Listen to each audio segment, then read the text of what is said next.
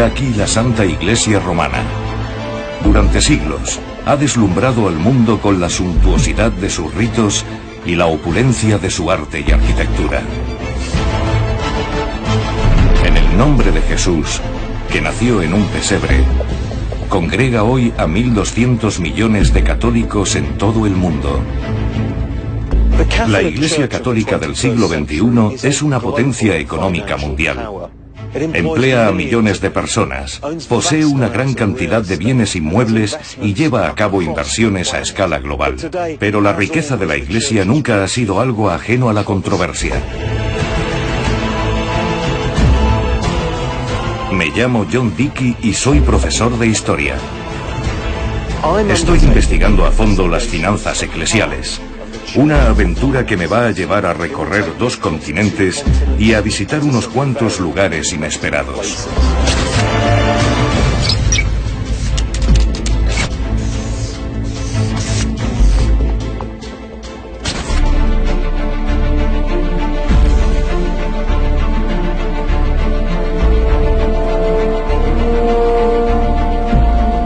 En los últimos años, una ola de escándalos ha sacudido el corazón de la Iglesia Católica. En Alemania, un obispo dilapidó más de 31 millones de euros en renovar el Palacio Episcopal. El presidente del Banco Vaticano fue objeto de una investigación, y el antiguo mayordomo del Papa filtró unos documentos que evidenciaban las trifulcas económicas de la jerarquía eclesiástica. Esos escándalos revelaron una iglesia a la defensiva, una iglesia que se sentía atacada. Un papa reformista como Ratzinger había sido tan relegado por la curia y sus luchas internas que con su renuncia la iglesia parecía haber perdido la credibilidad y el respeto de la opinión pública. Algo difícil de recuperar. La necesidad de poner fin a la incompetencia y el mal uso de las finanzas gravitó sensiblemente en la elección del nuevo Papa Francisco. Fue el cónclave más alternativo desde hace al menos un siglo. Lo que se pretendía no era revocar el magisterio de Benedicto XVI, sino acabar con la gestión empresarial del Vaticano en esos últimos 8 años. Hartos de todo aquello, los electores apostaron por un reformador que pudiera acometer la limpieza que le hacía falta al establo romano. Pero el nuevo Papa tiene mucho trabajo por delante. Sacerdotes que meten mano al cepillo de los domingos, arzobispos que invierten en un canal pornográfico, la opacidad de un imperio inmobiliario, un sinfín de acusaciones de corrupción y lavado de dinero, víctimas de abusos sexuales privadas al parecer de la indemnización correspondiente. ¿Por qué la Iglesia Católica está plagada de escándalos financieros? ¿Acaso no es capaz de conciliar dinero y moral? Mi búsqueda de respuestas comienza lejos de la columnata de la Plaza de San Pedro. Me lleva hasta el corazón de Europa, a Eslovenia, donde una archidiócesis cayó en tal embriaguez de despilfarro que acabó provocando unas escandalosas pérdidas de 800 millones de euros. Cuerpos desnudos retorciéndose entre quejidos y gemidos no es exactamente lo que uno espera encontrar en un canal de televisión propiedad de la Iglesia. Pero era eso, porno duro, lo que transmitía esta cadena perteneciente a la archidiócesis de Maribor, aquí en Eslovenia. Los católicos del lugar se quedaron atónitos. Y más aún, cuando vieron que aquello no era más que el principio de una serie de escándalos que salpicaban a su iglesia.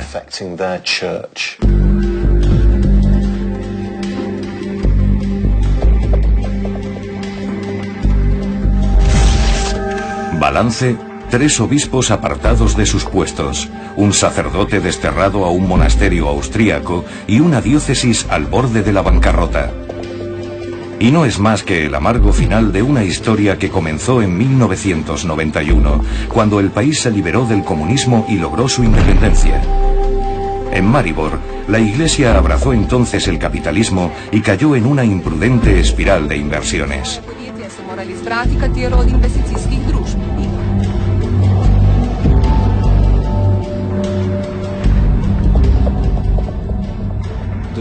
Los negocios de la iglesia de Maribor se remontan a hace un par de décadas, cuando Eslovenia puso fin a su régimen comunista. Las empresas públicas se privatizaron y se repartieron entre la gente vales canjeables por opciones de compra y venta de acciones. La iglesia decidió participar en esa carrera de privatizaciones y empezó a acumular los vales que pertenecían a los fieles.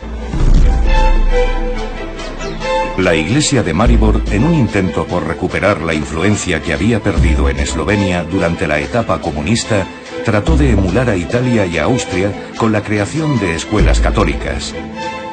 Pero para eso hacía falta dinero, y con ese fin 60.000 fieles católicos le confiaron a la diócesis los vales de sus acciones, algunos por un importe de 3.000 euros. Los primeros beneficios no hicieron más que alimentar el gusto por la especulación.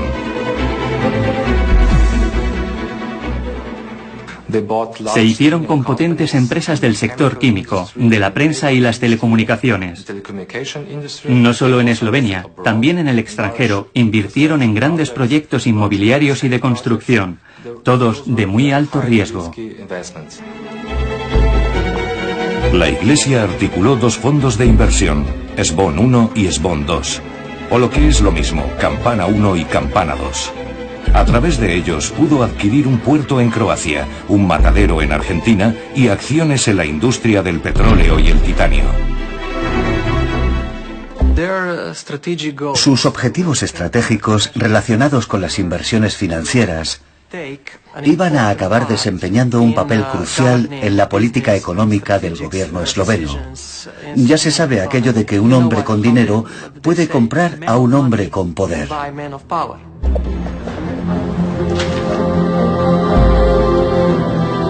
La inversión más grande y de mayor riesgo de la archidiócesis fue una empresa de telecomunicaciones llamada T2. Sí, la misma que pillaron emitiendo porno. T2 quería acometer la instalación de fibra óptica por toda Eslovenia con el respaldo de generosos préstamos bancarios. Una operación muy ambiciosa. Pero fue entonces cuando llegó la crisis de la eurozona.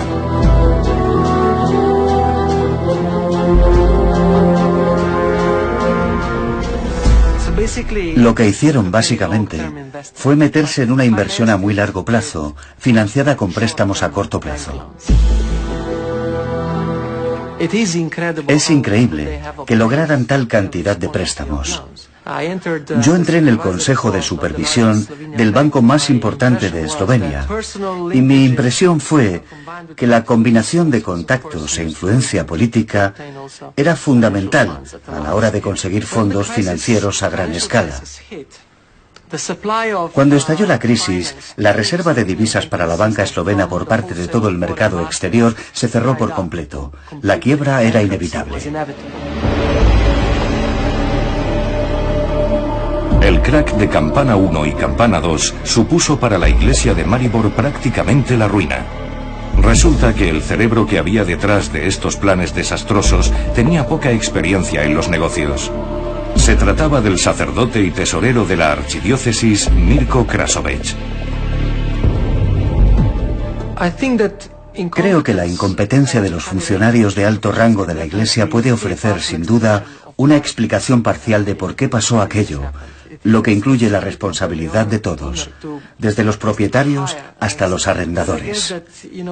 Pero me parece que, en fin, externalizar la gestión no significa que uno no lleve a distancia el control de su empresa y de sus gastos e inversiones. Y supongo que control externo y transparencia son cosas que deliberadamente no quisieron poner en práctica. El Vaticano se enteró por fin de lo que estaba pasando en Maribor en el año 2007, cuando el obispo pidió permiso a Roma para pedir dos préstamos de 5 millones de euros.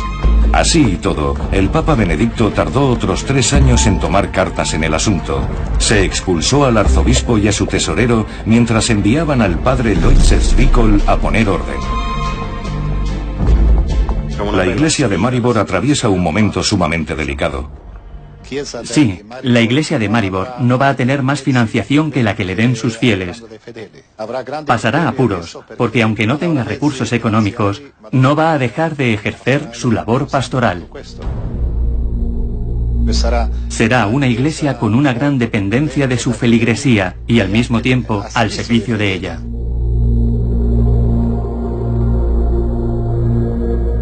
Muchos factores entraron en juego para desencadenar la crisis de Maribor. Incompetencia, inexperiencia y falta de vigilancia, miedo a la transparencia, una vecindad contraria a los poderes político-financieros y codicia a la vieja usanza. Pero Eslovenia no es ni mucho menos el único lugar donde la Iglesia está con el agua al cuello en estos asuntos.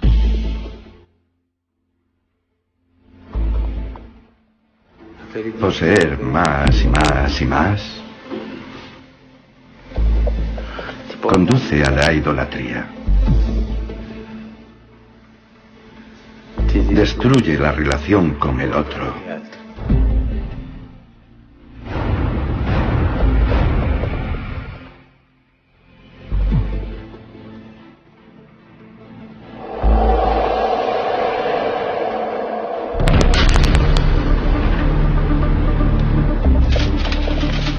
En cuestión de dinero, pocas cosas han provocado más dolores de cabeza a la Iglesia Católica que el IOR, conocido como la Banca Vaticana.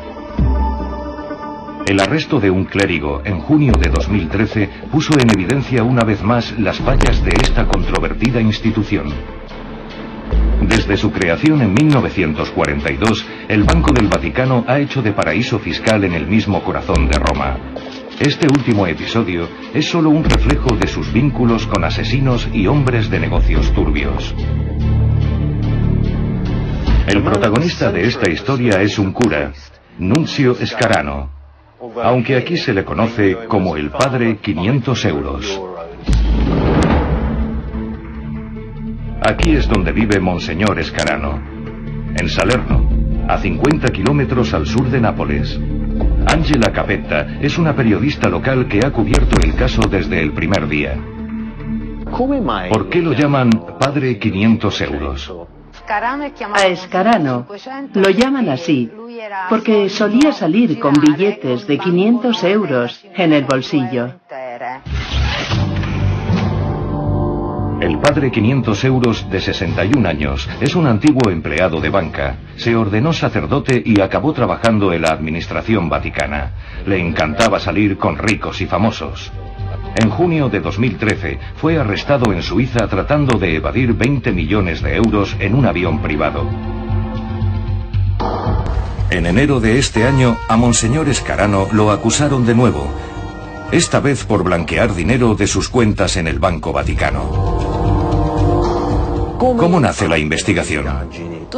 Todo comenzó cuando el padre 500 euros denunció un robo en su casa.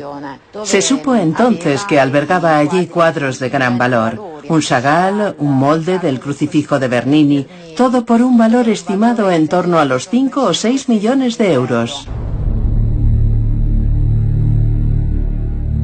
El Padre 500 euros no provenía de una familia acomodada y no debía ganar más de 3.000 euros mensuales en su trabajo como contable del Vaticano. Los investigadores empezaron a sospechar que algo no encajaba.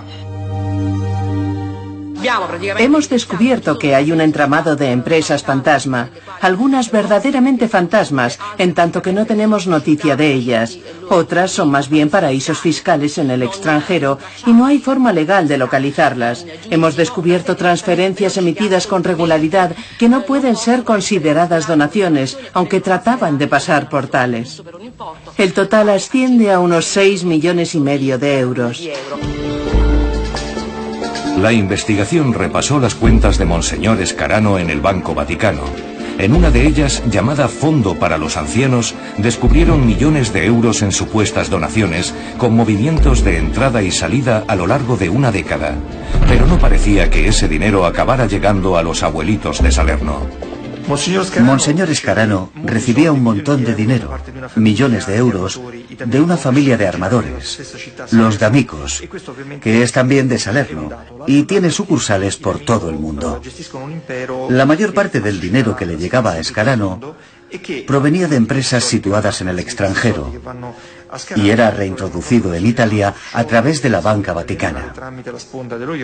De esa forma, el dinero podía volver a Italia o al sistema bancario europeo sin delatar su origen. He aquí un sencillo manual para blanquear su dinero a través del Banco Vaticano.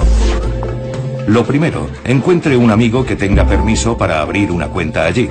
Después, con su amigo, monte una organización benéfica, digamos que una fundación para los historiadores que están sin blanca. Deposite entonces el dinero en la cuenta. Como es una donación, ¿quién va a sospechar de sus buenas intenciones? Y ahora viene el momento clave. El Banco del Vaticano cuenta con fondos paraguas en todos los grandes bancos para sus clientes de Italia y el extranjero. Mueva su dinero a uno de ellos. Siempre que el banco de turno no le haga demasiadas preguntas sobre ese giro que proviene del banco papal, no habrá forma de rastrear el origen del dinero que a continuación ya puede transferir a su cuenta personal. Magia. El dinero está limpio. Ya puede gastar o invertir su dinero como le dé la gana. Al parecer, el padre 500 euros lo hizo en arte y en un piso de lujo de 17 habitaciones. Una de las dificultades que plantea la Banca Vaticana es que es una especie muy diferente de banco. En uno normal y corriente, cualquiera que pase por la calle y tenga $10 puede abrir una cuenta. En el Banco Vaticano hay que formar parte de cierto tipo de instituciones, pertenecer a una orden religiosa o a una diócesis para tener una cuenta.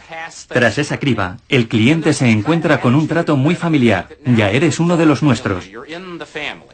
Y es de mal gusto preguntar por la procedencia del dinero o por el destino que usted le vaya a dar, sea el que sea. Todo esto podría ser muy pronto cosa del pasado.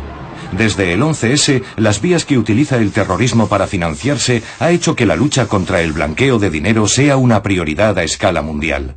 El Papa Francisco ha dejado claro que los escándalos se tienen que acabar.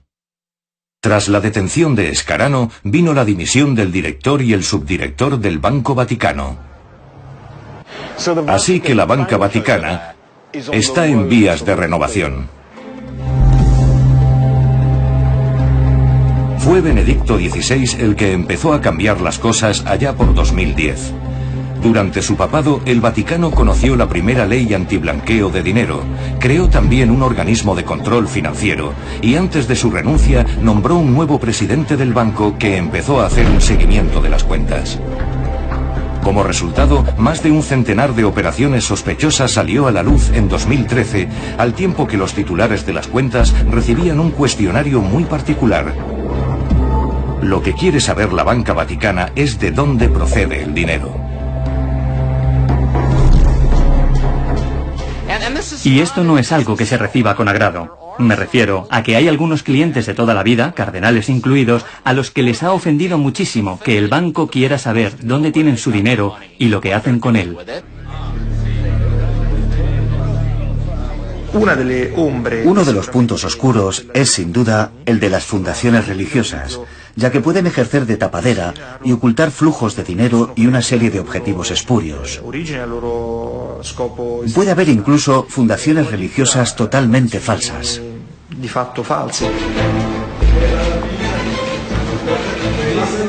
Pero el Papa Francisco parece que va en serio. Ha designado a alguien nuevo al frente del organismo de control financiero y ha creado una comisión para la reforma de las instituciones económicas del Vaticano. Y menos a uno, ha sustituido a todos los cardenales que se sentaban en la junta directiva del Banco Vaticano. Desde la llegada del Papa Francisco cunde la idea de que las reformas se han acelerado.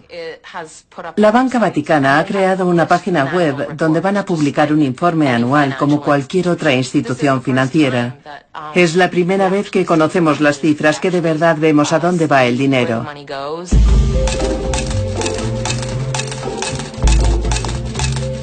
A pesar de ser tan conflictivo, el Banco del Vaticano es sorprendentemente pequeño. Cerca de 19.000 clientes que aportan unos activos de tan solo 6.000 millones de euros. El año 2012 generó unos beneficios de 86 millones de euros.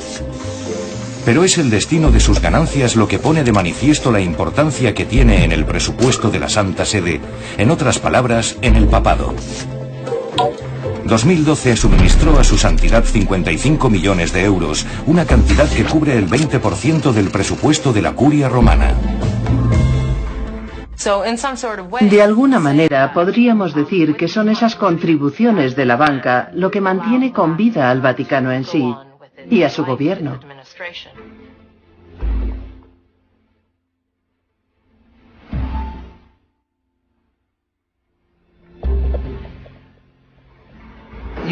No sé qué va a ser de Lior.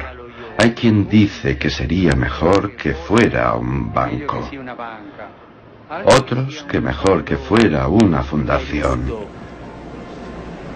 Y otros que hay que cerrarlo. Me interesan todas las opiniones, pero no sé. Confío en la labor de las personas. Del equipo que está trabajando en ello y también en la comisión. Pero la transparencia en la Plaza de San Pedro tiene un carácter bastante huidizo. Vamos a echar un vistazo al presupuesto operativo de la Santa Sede. En 2012 el balance fue ingresos en torno a los 250 millones de euros y gastos cercanos a los 248 millones, lo que da unos beneficios netos de 2 millones de euros. Pero estas cifras no muestran todo el panorama ni nos permiten conocer los verdaderos activos del Vaticano.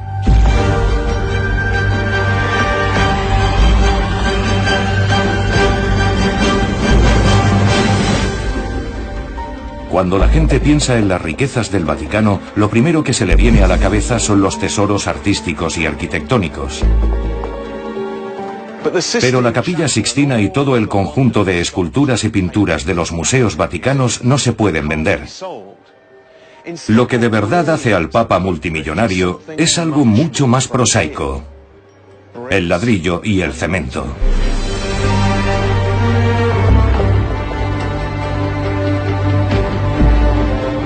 Con más de 220.000 parroquias por todo el mundo, la Iglesia Católica, como es obvio, cuenta con muchísimo suelo sagrado. Pero eso es solo el principio. El Papa podría ser uno de los mayores terratenientes del mundo.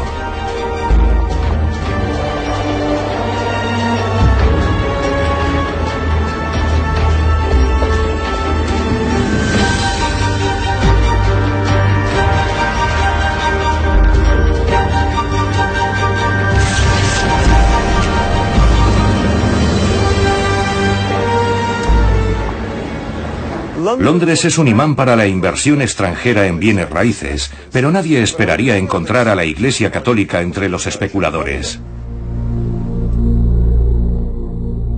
Esto es Mayfair, una de las zonas más caras de la ciudad.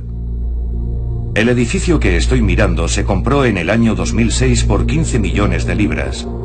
Hoy su valor está estimado en 25 millones. No es una mala inversión. El periodista David Leigh es quien ha desvelado la identidad del propietario. Cuando empezamos a investigarlo, descubrimos con asombro que, mediante una red de empresas, el Vaticano era el dueño de varias propiedades en Londres por valor de millones de libras. ¿Y qué es lo que te condujo de estos edificios hasta el Vaticano?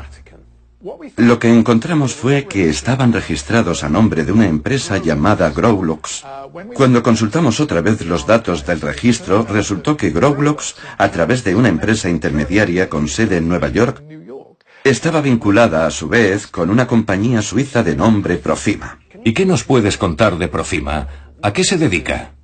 Parece ser que Profima es un consorcio suizo destinado a gestionar los beneficios que generan las propiedades del Vaticano en varios países europeos. Está claro que es un instrumento de supervisión de su imperio inmobiliario. Para nosotros era un enigma que el Vaticano pusiera tanto empeño en ocultar los bienes de su emporio.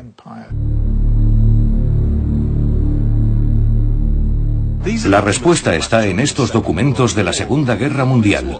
Lo que revelan es que Profima ya era vista con no poca suspicacia por el gobierno británico.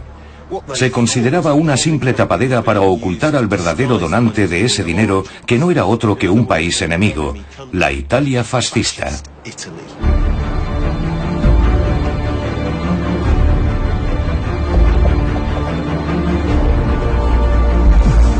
Este es el hombre que hizo del Vaticano una institución financiera mundial.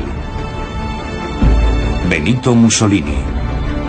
Desde la caída del Imperio Romano y hasta 1870, el Papa gobernaba el centro de Italia, pero con la unificación del país perdió esos territorios.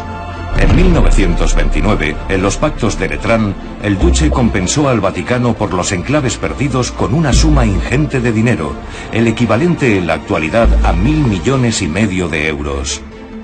Según el historiador John Pollard, aquello marcó un antes y un después en la historia de las finanzas vaticanas. ¿En qué beneficiaron a Mussolini los pactos de Letrán y en qué al papado?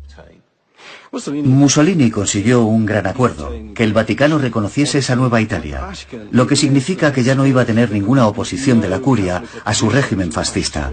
Fue un sello de prestigio mundial para la Italia mussoliniana.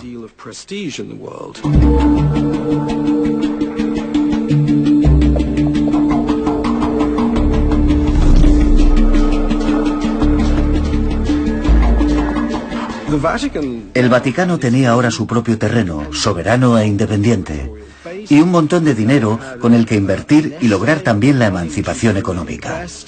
En ese instante, la Iglesia Católica Romana y el Vaticano dejaron de ser pobres.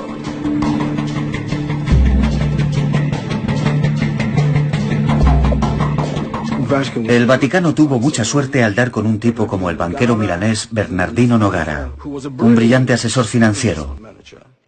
Él fue quien desarrolló una estrategia de largo y variado alcance, con inversiones en oro, divisas y finalmente propiedades inmobiliarias.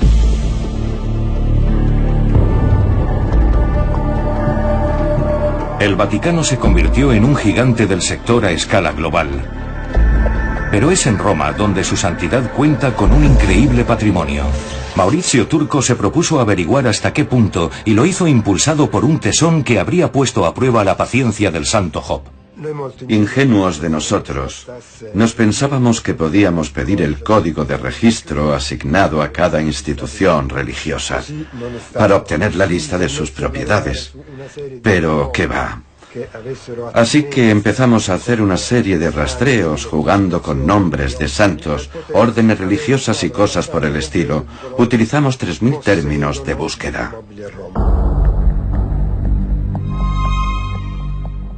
Gracias a eso, encontramos en Roma 24.000 propiedades entre solares y construcciones.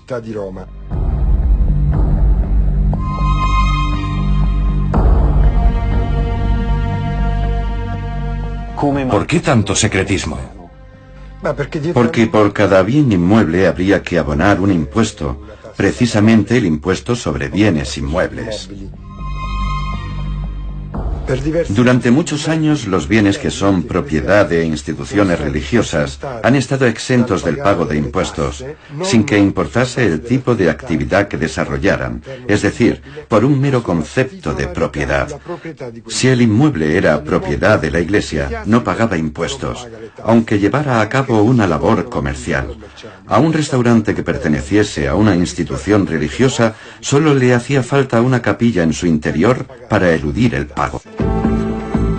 Restaurantes y hoteles católicos. No es fácil encontrarlos así como así. Pero en la ciudad eterna están por cualquier parte y son una fuente inagotable de dinero. Alojarse en un buen hotel católico puede costar 600 euros la noche. Desde la pensión básica hasta los palacetes de 5 estrellas, en Roma y alrededores, la Iglesia cuenta con 10.000 plazas hoteleras que generan unos ingresos de 700 millones de euros al año.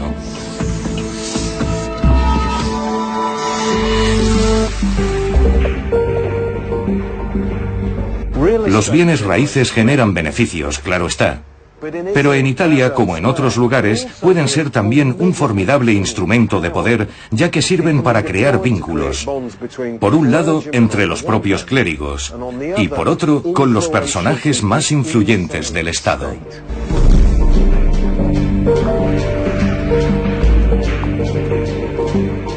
Tomemos como ejemplo la Congregación para la Evangelización de los Pueblos, también conocida como Propaganda Fide. Fundada en 1622, es una de las agrupaciones evangelizadoras más poderosas en el seno de la Iglesia Católica. Solo en la propia Roma cuenta con más de 100.000 propiedades. El poder de Propaganda Fide radica en los activos que generan sus vastas propiedades. Las que están en suelo italiano valen unos 10.000 millones de euros, según una estimación reciente.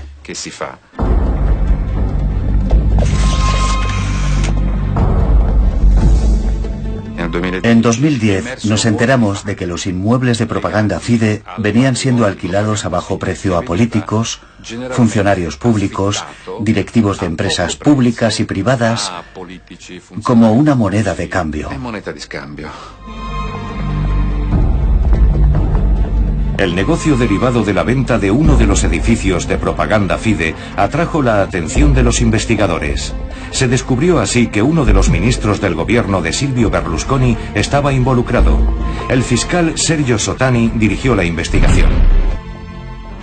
Propaganda Fide era la propietaria del edificio y se lo vendió a una empresa cuyo representante legal era el hijo del antiguo ministro de Fomento, Lunardi. Según el contrato, la venta del edificio se fijó en 3 millones de euros, pero el arquitecto señalaba que su valor era muy superior, por lo menos 7 u 8 millones. Más tarde, llegaron a la Fiscalía de Perugia unos documentos que hacían referencia a la subvención que se le había concedido a Propaganda Fide para la construcción de un museo. Indirectamente, el ministro había intervenido para agilizar los trámites de la subvención a la congregación. Nunca se despejará por completo si el ministro cometió o no un trato de favor. El Parlamento italiano le negó al tribunal la autorización para seguir adelante con la investigación y el caso se cerró en falso. Se dio carpetazo al procedimiento por pura prescripción, lo que significa que no se permitía investigación alguna. Se suspende la sesión. Las relaciones entre el Estado y el Vaticano se sustentan en intereses vitales para el primero. No pueden permitirse ponerlos en peligro por culpa de una investigación por corrupción.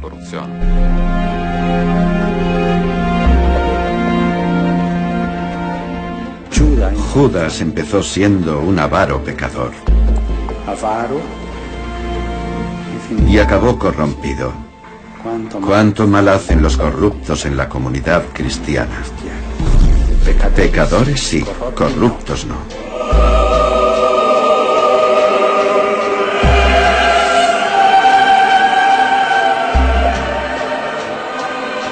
A lo largo de su dilatada historia, las relaciones de la Iglesia con el poder político han demostrado ser a menudo económicamente rentables. Es un hecho que empezó ya con el primer emperador cristiano de la antigua Roma, Constantino. Al imperio se le ocurrió una manera extraordinaria de demostrar su apoyo al cristianismo: concederle una serie de exenciones fiscales. De esa forma, cunde la idea de que es bueno que la Iglesia reciba dinero del Estado, sea lo que sea, ya que garantiza que los demás en la práctica la respeten. El miedo a no ser respetada a veces le ha costado muy caro.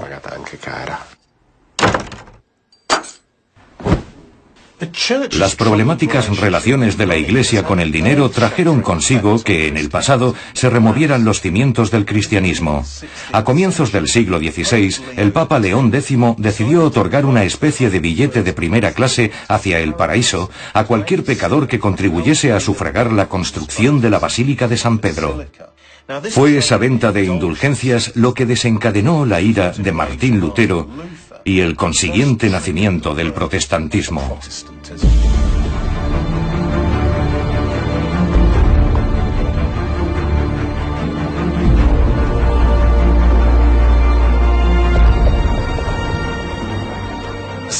La venta de aquellas indulgencias era un gran negocio. De hecho, el primer eslogan publicitario de la historia se acuñó para promoverlas. Se lo debemos a un predicador dominico llamado Johann Tetzel.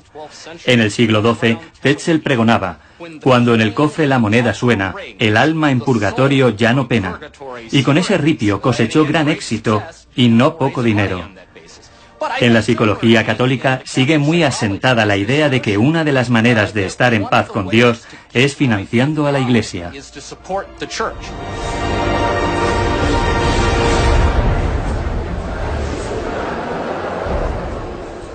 La gente paga por las misas, concretamente por esas misas de difuntos. ¿Por qué? Porque una misa puede contribuir a abandonar el purgatorio.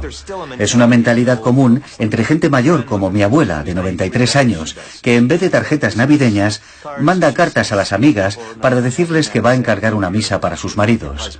Es una costumbre emparentada con aquella otra de las indulgencias.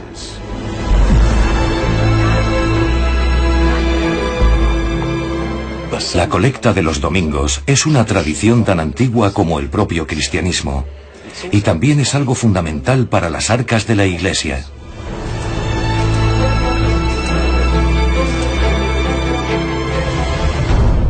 Con esta donación dominical, los católicos contribuyen a sostener su parroquia y muchas de sus actividades, desde las labores de caridad hasta el boletín semanal. Aunque todo el dinero no se queda en ese ámbito específico, ya que las parroquias destinan parte de sus ingresos al obispado, que a su vez envía una contribución facultativa al Papa. Solo en el año 2012, los obispos aportaron 26 millones de euros a la Plaza de San Pedro.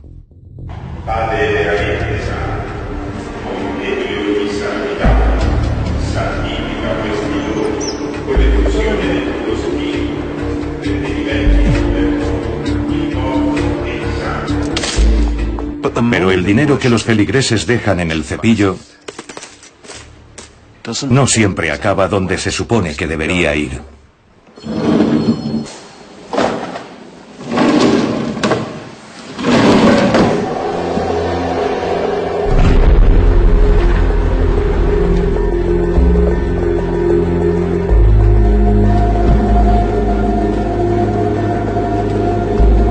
La malversación de estas donaciones es uno de los mayores problemas a los que se enfrenta la Iglesia en todo el mundo. En Estados Unidos, las colectas de los domingos suman unos 13.000 millones de dólares anuales. Este asunto ha alcanzado una dimensión sin precedentes.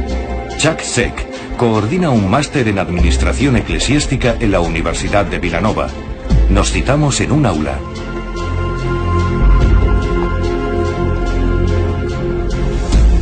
¿Qué explicación tiene este fraude? Es una ecuación que resulta de la suma de necesidades más oportunidad. El 21% de las diócesis no han auditado nunca sus parroquias. Y también hay otras en las que una sola persona hace el recuento de la colecta del domingo, ingresa el dinero, prepara todos los cheques y lleva al día las cuentas. Lo hace absolutamente todo. Hace años realizamos un estudio y resultó que en el 85% de las diócesis había habido malversación, en algunos casos más de una vez. 85%, es una práctica generalizada. Sí, lo es. Kevin Gray, un sacerdote de Connecticut, robó $1 millón para costearse los servicios de compañía masculina y una vida lujosa. A Anita Collins, trabajadora de la sede de la Archidiócesis de Nueva York, la acusaron de sustraer más de $1 millón que gastó, entre otras cosas, en carísimas muñecas. Al padre Rodney Rodis lo sentenciaron a 63 meses de cárcel tras hacerse público un desfalco de $600.000. Tenía mujer y 3 hijos.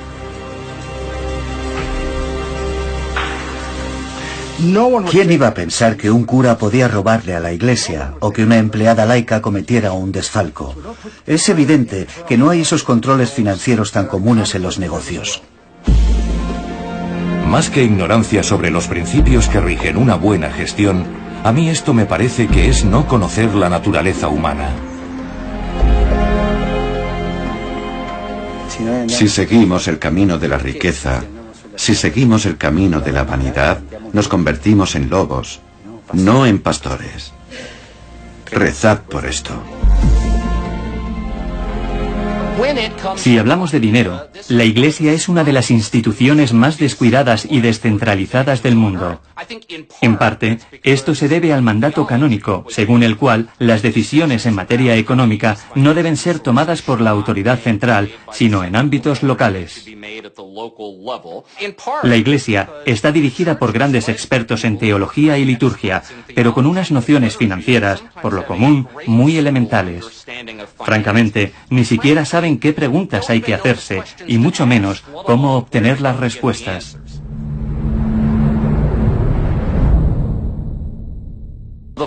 La otra cara en este proceder es que abre la puerta a conductas chapuceras y a una innegable corrupción.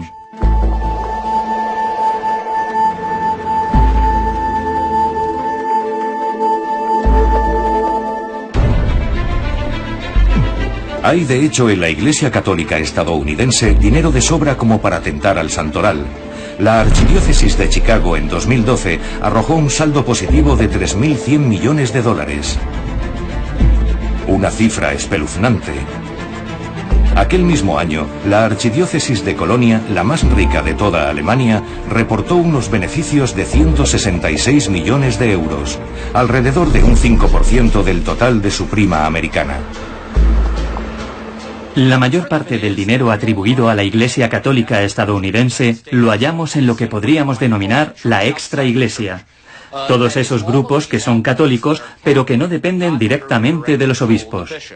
Aquí hay 56 hospitales católicos con un gasto de unos 100.000 millones de dólares. Y de 251 universidades, solo las 10 mayores suponen 6.000 millones. En este país de mayoría protestante, el dólar católico tiene un peso más que considerable. Se calcula que la huella financiera de la Santa Iglesia Romana en Estados Unidos asciende a la friolera de 170.000 millones de dólares al año. La red de hospitales que dependen de la Iglesia representa el 57% de ese total, las universidades el 28%, mientras que solo un mísero 6% corresponde a la actividad diaria de diócesis y parroquias, y las labores de beneficencia suman apenas un 2,7%.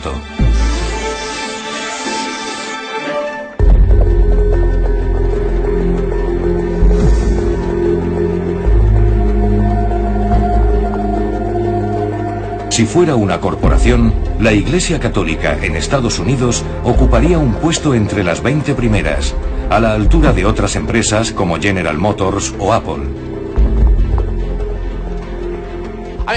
La verdad es que tiene una dimensión política, pero no es menos cierto que Roma lleva varios años en vilo temiéndose un descalabro en la Iglesia estadounidense, algo que afectaría no solo a 70 millones de católicos, sino también a un monto financiero tan descomunal que deja en calderilla el dinero que gestiona directamente el Vaticano.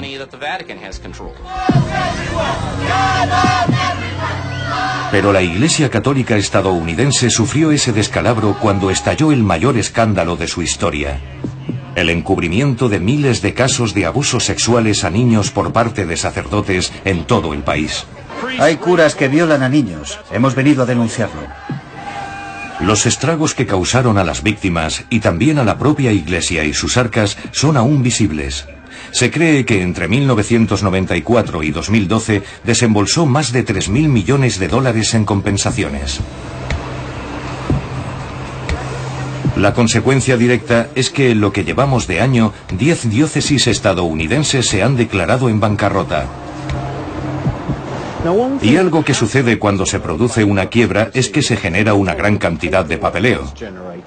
Montañas y montañas de documentos que nos revelan un montón de cosas. Cosas hasta entonces desconocidas sobre la Iglesia y su patrimonio.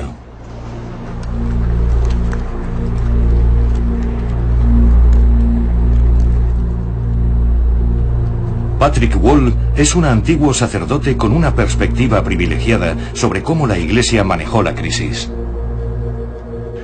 Cuando era padre benedictino en la archidiócesis de St. Paul y Minneapolis, me ocupaba de eso mismo que llevan a cabo en cualquier otra diócesis en todo el país o en todo el mundo, en cualquier sitio donde haya alguien dispuesto a perseguir a quien comete abusos sexuales.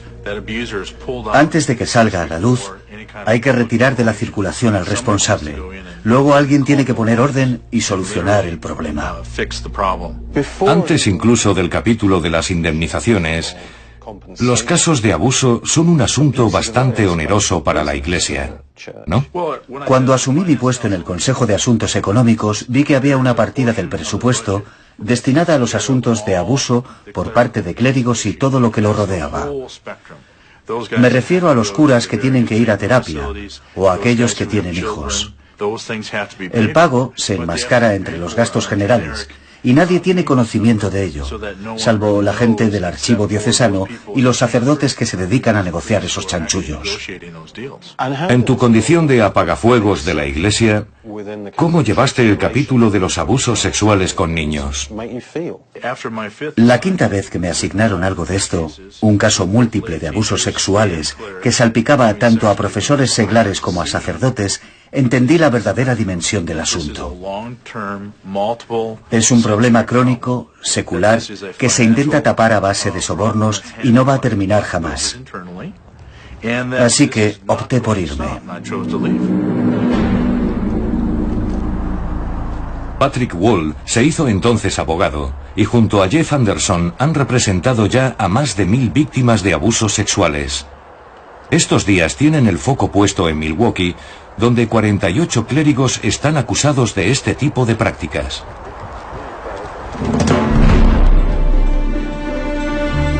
Pero el escándalo ha cobrado también tintes pecuniarios, con un sujeto en particular ocupando el centro de la diana: Timothy Dolan, arzobispo de Milwaukee de 2002 a 2009.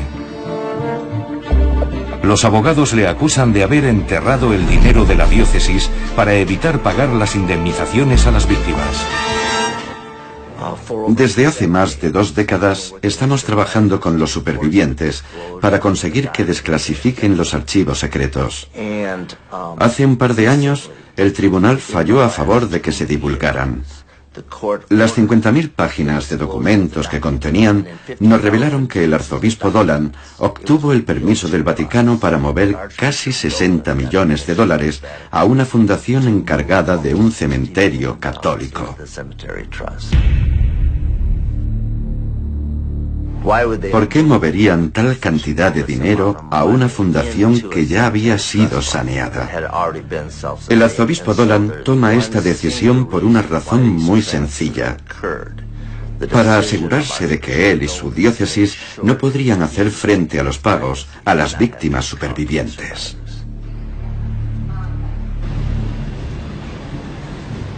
La prueba irrefutable es una carta del 4 de junio de 2007 que el arzobispo Dolan envía al Vaticano pidiendo permiso para la transferencia. El importe específico de la transferencia cubre de por vida las necesidades de mantenimiento de los cementerios católicos, propiedad de la archidiócesis de Milwaukee.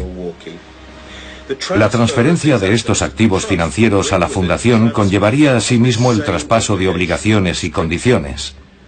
Con la transferencia a la fundación, auguro una mejor protección de estos fondos monetarios con respecto a cualquier reclamación legal o responsabilidad subsidiaria.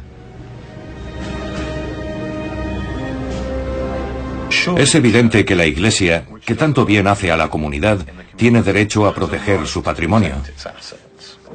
No cabe duda de que la Iglesia Católica desarrolla una inmensa labor humanitaria. Pero tampoco hay duda de que tiene un poder inmenso.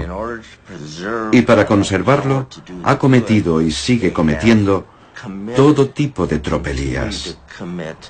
Cualquier cosa con tal de preservar su reputación. En este sentido, al mismo tiempo que hace el bien, la Iglesia hace el mal y tolera el mal.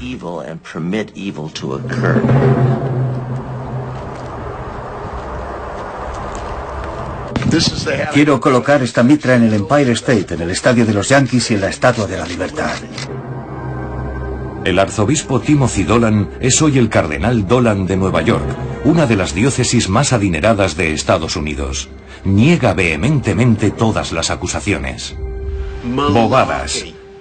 La archidiócesis de Milwaukee atesora un excelente historial de honradez y transparencia. Las disparatadas acusaciones de los abogados se refieren también a la tapadera que supone la fundación del cementerio, que por supuesto está blindada escrupulosamente por la ley y no puede ser ni modificada ni traspasada. Así que esas burdas acusaciones no son más que chorradas.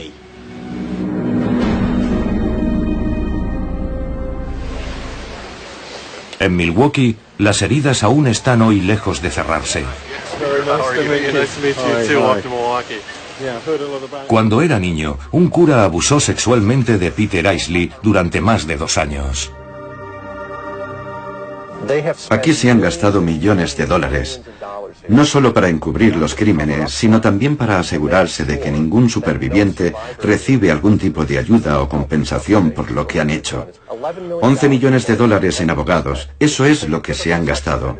Un ejemplo, un típico sacerdote que cometiera esos delitos, que pongamos llevase 25 años ejerciendo su ministerio y se descubriera que llevaba desde el principio abusando de los niños, ¿cuánto cree que cuesta mantenerle el sueldo, los abogados y tapar todo lo que ha hecho? Tirando muy por lo bajo, $1 millón, no menos de 1 millón. El obispo Dolan o cualquier otro dice que lo importante es la caridad de la Iglesia y que las demandas están poniendo en peligro esas obras de caridad. Pero es obvio que si uno está dispuesto a gastarse 1 millón o más en defender a un pederasta solo por ser cura, no está haciendo precisamente una obra de caridad, ¿no?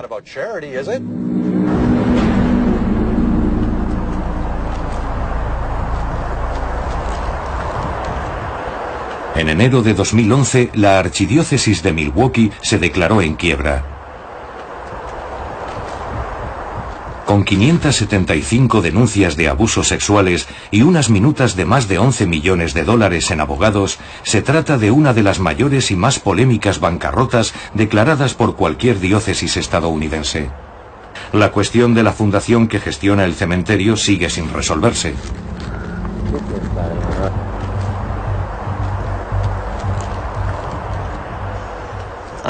Por desgracia, la Iglesia tiene la obligación de custodiar sus bienes y los obispos hacen todo lo que pueden para preservar los fondos.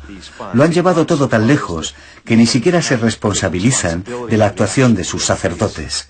Y el problema se magnifica por el hecho de que la Santa Sede no ha sancionado a ningún obispo por el pésimo manejo de la crisis de los abusos sexuales y la mala administración económica.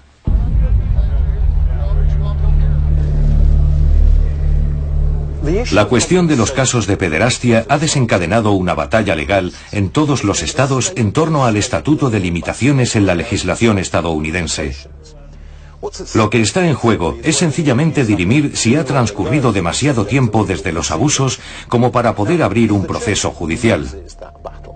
Si la Iglesia perdiera esta batalla, tendría que pagar aún más a los supervivientes. Por eso se está gastando tanto dinero en maniobras de presión dentro de la esfera política. Un estudio arroja el siguiente dato. En 2009, la Conferencia de Obispos Católicos de Estados Unidos, el escalón más alto en la jerarquía eclesiástica de este país, se gastó 26,5 millones de dólares solo en campañas de imagen y presencia en los medios. Solo en Estados Unidos dicen que la Iglesia Católica es la confesión más numerosa. Hablamos de un país con un montón de religiones diferentes, y esta es la más numerosa. ¿A qué no sabe cuál es la segunda? La de los excatólicos, esa gente que abandonó la Iglesia. Por eso, muchos van por ahí diciendo, va, es una multinacional, no me creo nada, solo les importa el dinero. Y es injusto para toda esa buena gente que da su vida para ayudar al prójimo en labores de caridad, que trabaja para llevar a los demás el mensaje de amor y misericordia del Evangelio. El dinero es el estiércol del demonio.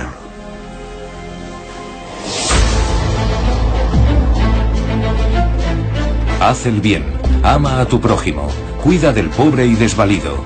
Son solo algunos de los principios del catolicismo que han removido las conciencias de mucha gente en el mundo entero, dando pie a que donen su dinero y sus bienes. Todo por apoyar la labor y el patrimonio artístico de la Iglesia y proclamar su mensaje. Por todas partes he visto una Iglesia tremendamente inquieta con respecto a los riesgos y responsabilidades que trae consigo la administración de la riqueza. La respuesta del Papa Francisco ha sido la de apelar de nuevo a la bella noción de una Iglesia pobre. ¿Pero qué significa eso? El ganés Peter Turkson, uno de los cardenales con más influencia en el Vaticano, hace una lectura en clave personal. ¿Cree que en sus advertencias sobre el dinero y la corrupción, el Papa le está enviando un mensaje a la propia Iglesia? Sí, el mensaje es también para los que están dentro de la Iglesia, para que vigilen su actitud hacia el dinero y las riquezas, y sean conscientes de que pueden poner en peligro la credibilidad de su apostolado y su ministerio. Así que el mensaje va dirigido a todos nosotros. El mismo Papa está dando ejemplo. Ha declinado muchos de los privilegios de su cargo. Se mueve en coches nada ostentosos y antepone la habitación de una residencia a la majestuosidad del Palacio Apostólico. El Papa dice que cuando un sacerdote ejerce bien sus funciones, la gente está dispuesta a echarle una mano. El sacerdote tiene que buscar a los pobres. Debe estar al servicio de su feligresía, y el dinero solo es útil si ayuda a esa misión. El dinero es necesario porque es útil, y si deja de serlo, se convierte en un obstáculo para la labor de la Iglesia.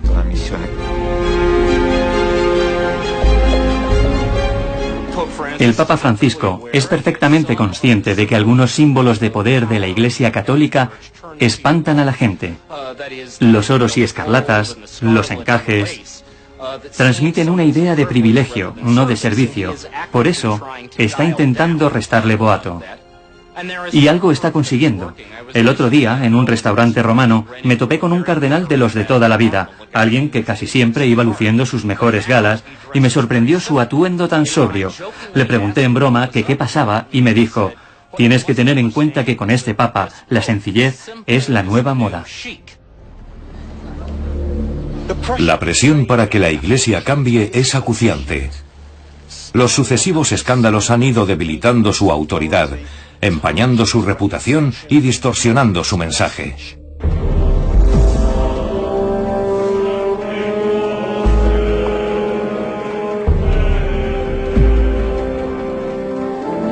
El Papa Francisco está tratando de poner la casa en orden. Ha sometido las cuentas del Vaticano a una auditoría externa y está adoptando medidas contundentes contra la codicia, la avaricia y la ostentación. Pero el camino que queda por recorrer puede ser pedregoso.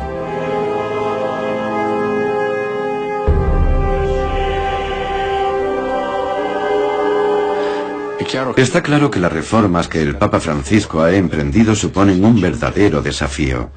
Acabar con las inercias y tocar los puntos sensibles del poder de la Iglesia es algo con lo que uno se granjea simpatía, sí, pero tantas como enemigos. El papado no es ajeno a lo que ocurre a su alrededor. Si esas reformas empiezan a ver la luz, el Papa va a necesitar apoyo, y no está nada claro hoy por hoy que lo secunde un equipo fuerte. Se ha deshecho de mucha gente, tanto dentro como fuera del Vaticano.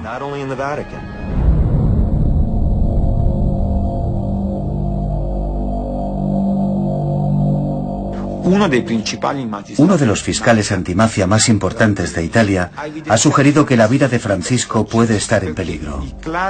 Los clanes que acostumbraban a lavar su dinero a través de la banca vaticana ya no pueden hacerlo por culpa de esta nueva política de transparencia, de su glasnost. El haber perdido su impecable sistema de lavado de dinero procedente del tráfico de drogas y cosas por el estilo podría llevarles a atentar contra el Papa.